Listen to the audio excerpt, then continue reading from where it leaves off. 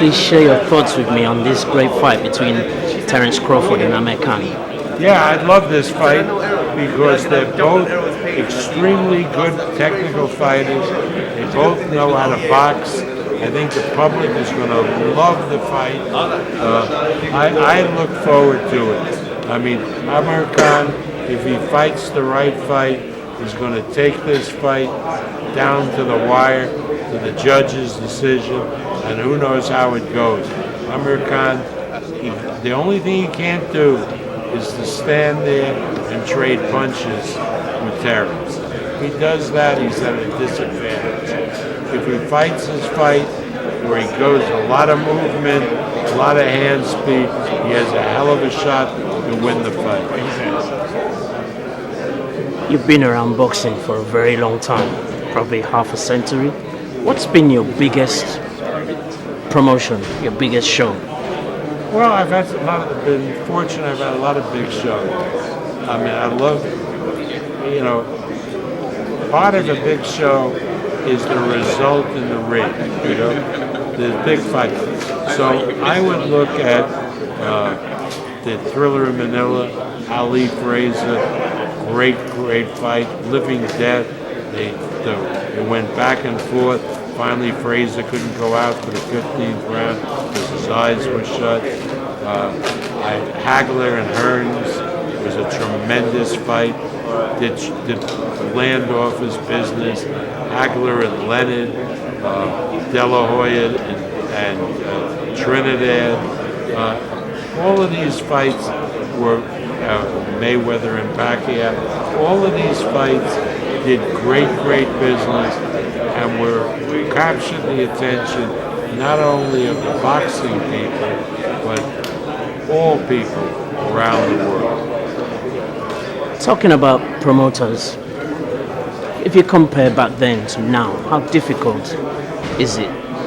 What's the comparison between trying to collaborate a fight with other promoters, like a co-promotion? Back then, there was a lot of cooperation.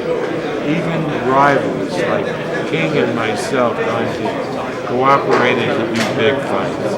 The idea that you'd let a big fight go because King had one fighter, I had another fighter, that wasn't going to wash.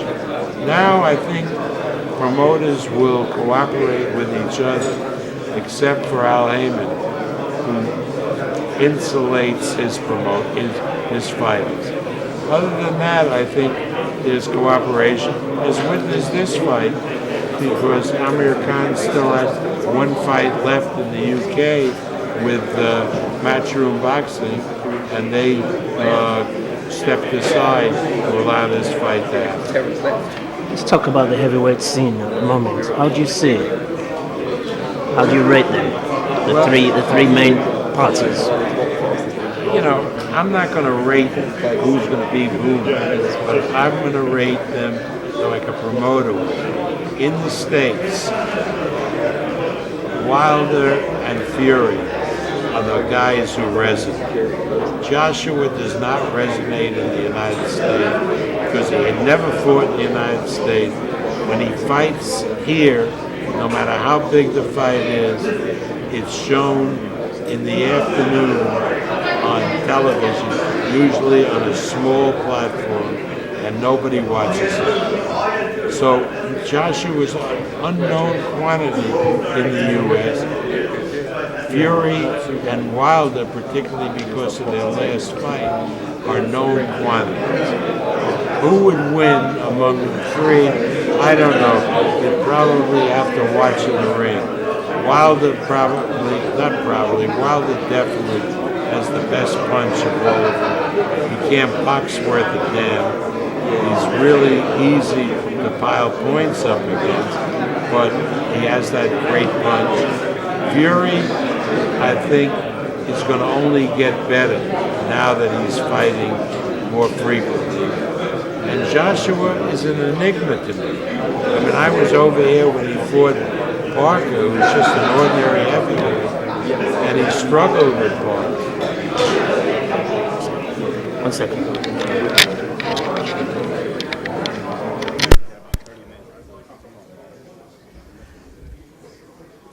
In terms of African boxers, who that you've promoted, who would you say is the best That's what.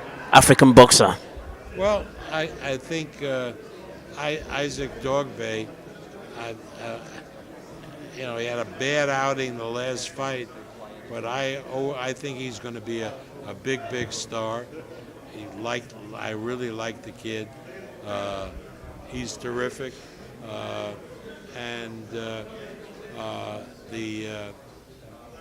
the kid who's fighting for the IBF title, February 2nd, Comey, is African. He's a very good fighter. And, again, I don't make the differentiation of who comes from Africa, who comes from Europe. For me, it's all the same. A guy can fight or he can't fight. So I'm sure I'm overlooking some guys who have their roots in Africa. Has anyone ever asked you how do you find the enthusiasm to keep going? And has anyone ever asked you how do you find the enthusiasm to keep going? And when are you planning to retire? Did the thoughts enter your head? You understand, if you're having fun doing what you're doing, there is no reason to retire. Why would I want to retire and do things less interesting or less fun than what I'm doing now? If this became a burden, then I'd want to retire because it's easier, it's more fun. Nothing could be more fun than promoting boxing, at least for me. Thank you very much for your time.